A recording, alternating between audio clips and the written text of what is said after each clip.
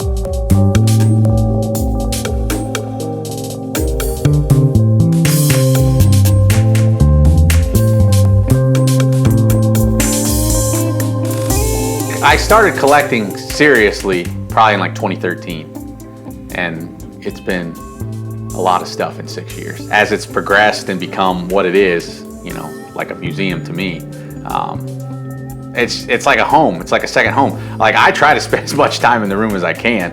You know, my wife sometimes gets offended and wants me to come up and rub her feet. I've always felt, even from the first time I watched the movies and read the books, just kind of like a connection to the story. And just really fell in love with how every person has a place. The underdog aspect of the Hobbits coming through in the end. There's a lot of life stories in there that tie into many other things in life other than, you know, this fantasy world where you're taking this ring to destroy it to save the earth. There's lots of little things in there that I think matter in everyday life that I love about it.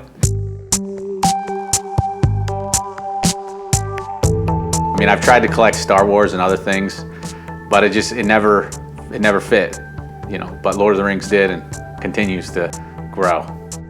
The collection, it kind of just happened organically, really. It just was like a natural development. As time's progressed, you know, it's went from action figures to the polystone statues. Then I've gotten a little bit into the weapons now, the United Cutlery pieces, a decent collection of Hildebrandt art. There's so many different things to collect.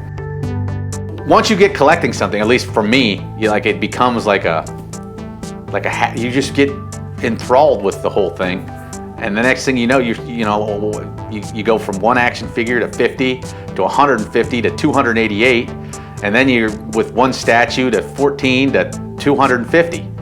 It's just crazy. The collection currently has in this room 383 individual pieces.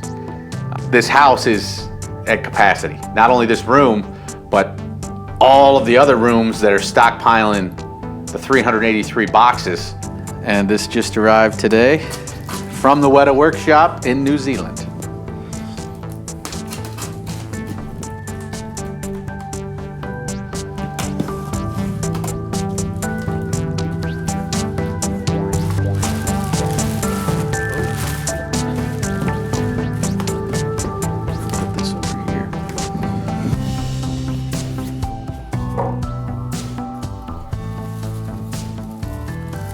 We got the base here.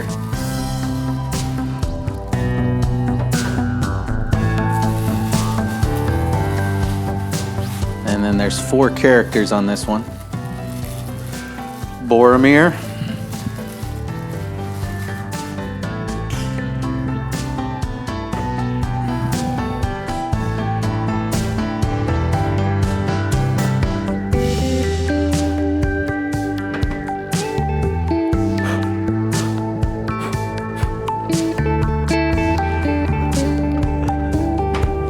We got Merry and Pippin.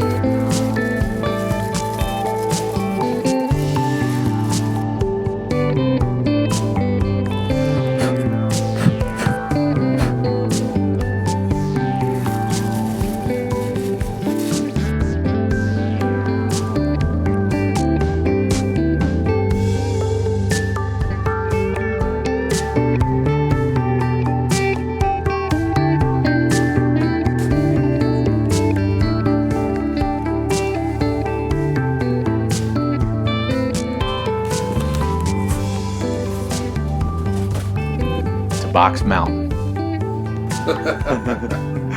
And And that's the cycle. The amount of boxes, the attic is full, the basement is full, the shed is full, the majority of my upper part of my garage is full. Gandalf is here just to, keep track of the goings on, and he enjoys protecting the boxes.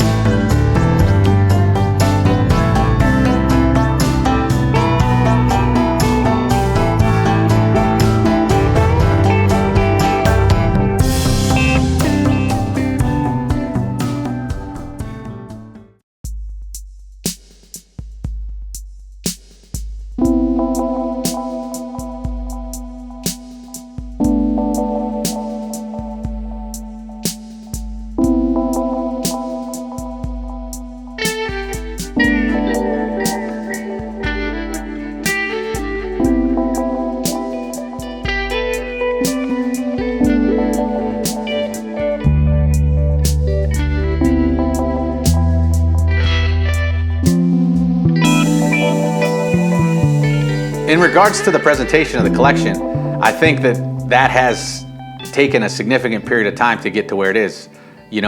Initially, when I was first collecting, if I had a random card table somewhere in the house and it wasn't being utilized and I got a brand new piece, that card table was coming in here. And I just throw it up. But once I got my first display case, I was like, this is the way it needs to be done. Man, this is cool. And then I started to look for more and more and more. I really fell in love with these older style cases.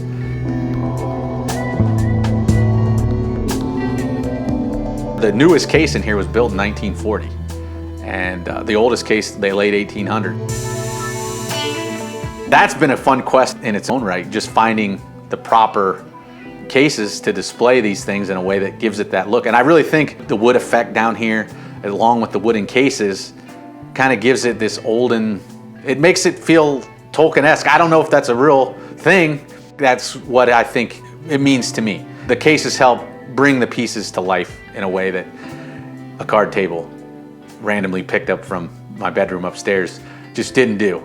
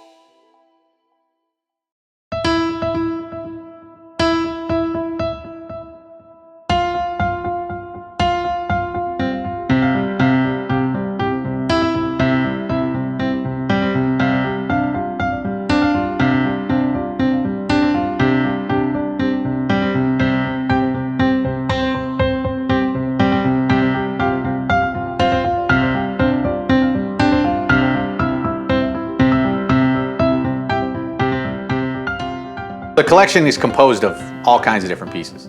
Full-size weapons, to 1/6 statues, to miniatures, to action figures. There's a combination of all these different pieces. I love to see them all together. The different scales, the different sizes. I like the search. I'm trying to find pieces all the time. The search for an item and getting it is a lot of the fun in enjoying the collecting of the objects in the first place. I have this shadow box piece with a picture of Orlando Bloom and as Legolas, and 2 of the United Cutlery legless fighting knives. I found it on Craigslist in California, got to talking to the guy about the piece. The piece had been his son's, and then his son had passed away. It was one of like the last artifacts that he'd kept from his son. He was looking for the right place for it to end up. I sent him some pictures of my collection, and he was like, that piece belongs in that collection right there. And it was just like a cool connection. You could tell like he was parting with it, and it was like the end of the story of this piece and him, and it was going to a place where he felt it was gonna have the respect that he felt it needed, not really being a huge fan of Lord of the Rings. And you know, that's kind of cool. Like some of these pieces have like that deep connection with the people that have carried it to where it's been before it came to this place.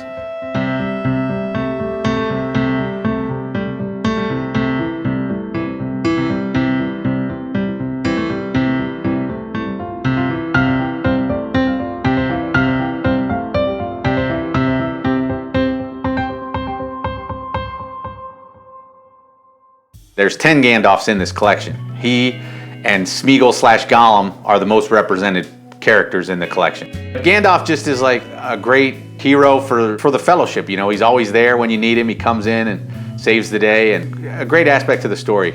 And he's awesome. Gollum just is very photogenic. Like all of the figures of him, they draw you into them. They just keep making them, so I keep collecting them. And I have this really cool display of Bilbo's artifacts in one part of my collection. I got the idea from a few other collectors that I've seen, and it's just a really cool idea. You know, we have the Red Book of Westmarch in there, the Deed of Contract from the Hobbit, a couple other little artifacts, the Light of Earendell's in there. Just some cool things that make it feel like alive. Like, you know, Bilbo was down here hanging out in my basement, enjoying the glory of it all. In this case, I have centralized, like, you know, most of the evil characters. And my favorite piece in the bottom part is the original Sideshow Weta cave troll.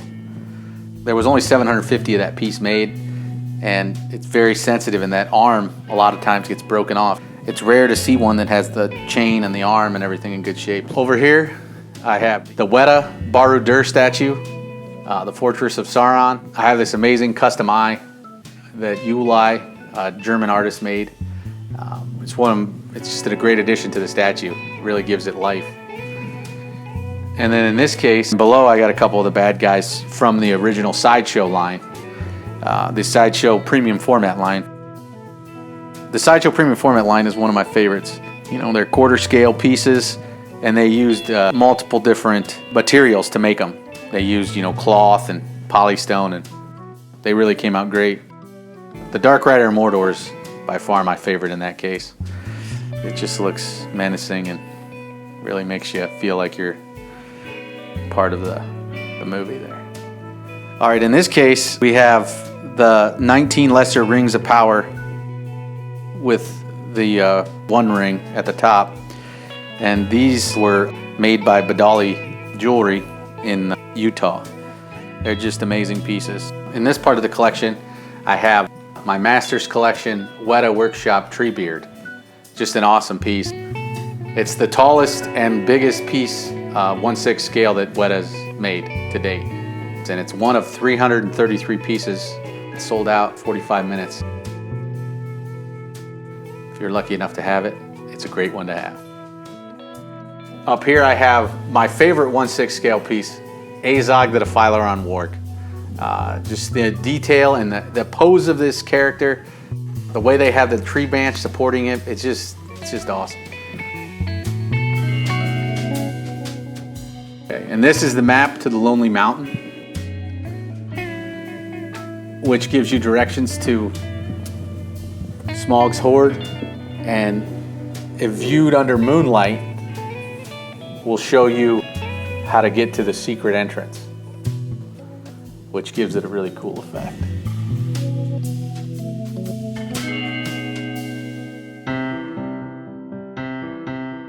Well, my favorite piece in the whole collection is the life-size Gandalf, which obviously isn't in this room. And the reason for that is he's just too big. The guy that originally purchased it, he couldn't get it into his house, you know, because at the skinniest, any way you position that statue, He's 4 feet wide. You got to have a large entry point. So it sat in his garage for 3-4 years, and his wife was just not happy about the situation. When we bought the home, one of my criteria was that Gandalf had to be able to live here. The only way we could get him in the house, we couldn't get him through a normal doorway, so we had to take the front windows of the house out. It was either the living room or the kitchen, and his proper spot is the living room. Now he's just a great TV companion, keeps an eye on the door, and everyone that comes in the house, they either love it or they hate it, but they almost always make a comment. My wife Emily absolutely loves sharing the space with Gandalf now.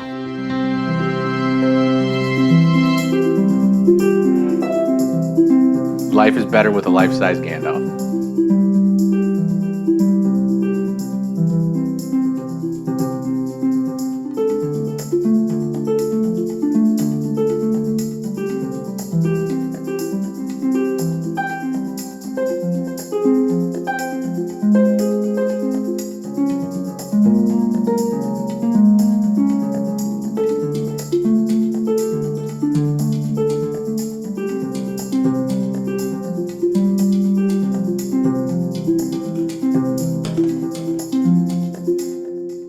I hope you've enjoyed your visit to the Lord of the Rings Museum on Boundary Lane. It's now time for me to watch The Hobbit.